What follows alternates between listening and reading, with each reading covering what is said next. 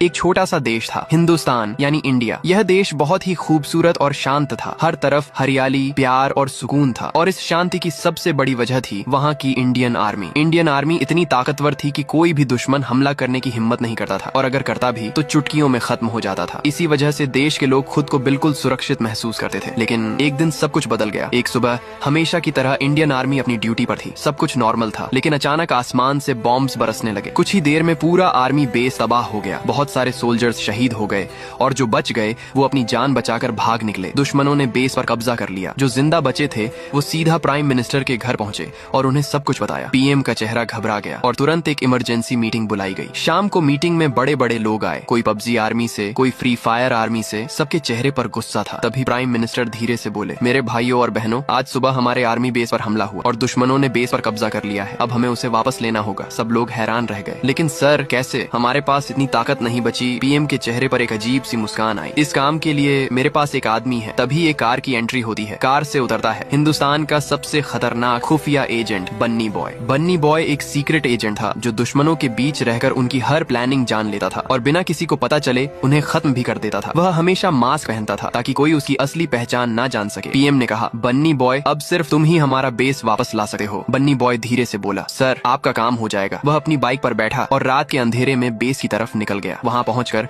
उसने चुपके से सब देखना शुरू किया। फिर उसने एक दुश्मन सोल्जर को मार दिया और उसके कपड़े पहन लिए। अब वह बिल्कुल दुश्मनों जैसा लग रहा था। वह उनके बीच घुस गया और उनका प्लान सुनने लगा। उनका लीडर कमांडर इकबाल बोल रहा था, साथियों, वक्त आ गया है हिंदुस्तान पर पूरा कब्जा करने का। बन्नी बॉय हल्की सी मुस्कान के साथ बोला, मेरे रहते तुम कुछ नहीं कर पाओगे। सुबह हुई। दुश्मन अपने फाइटर जेट्स के साथ रेडी थे। तभी कमांडर इकबाल अचानक रुक गया। उसने बन्नी बॉय को पकड़ लिया। तुम्हें क्या लगा सिर्फ हिंदुस्तान के पास ही जासूस हैं? हमारे पास भी है। बन्नी बॉय बोला, मरने से पहले एक बात बता दो, वह जासूस कौन है? तभी पीछे से एक आदमी आया, वही सोल्जर जो पीएम को न्यूज देने गया था। बन्नी बॉय समझ गया। तभी मैं सोचूं तू अकेले कैसे बच गया? उस आदमी ने हंसी के साथ कहा, मैं बच गया लेकिन तू नहीं बचेगा। और उसने बन्नी बॉय को मार दिया। दुश्मन जेट्स लेकर हिंदुस्तान पहुंच गए और तबाही मचा दी। प्राइम मिनिस्टर भी उनके कब्जे में आ गए। पीएम ने दुखी होकर कहा, मेरे बन्नी बॉय तुम कहाँ हो? कमांडर इकबाल हंसकर बोला, वह अब नहीं आएगा, मर चुका है। तभी पीएम ने हल्का सा मुस्कुरा कर कहा, तो फिर वह कौन है जो तुम्हारे पीछे खड़ा है? इकबाल ने पीछे देखा। एक लड़का खड़ा था। कौन है तू? बच्चे लड़का बोला, हिंदुस्तान का धुरंधर। बन्नी बॉय इकबाल हैरान, तू अभी तक जिंदा कैसे है? मुझे पता था तुम मुझे पकड़ लोगे, इसीलिए मैंने किसी और को अपने कपड़े पहना दिए। अब दोनों आमने सामने थे। इकबाल ने हमला किया लेकिन बन्नी बॉय उससे बच गया। फिर एक जबरदस्त फाइट हुई और आखिर में बन्नी बॉय ने कमांडर इकबाल को खत्म कर दिया। दुश्मन हार गए और हिंदुस्तान फिर से आजाद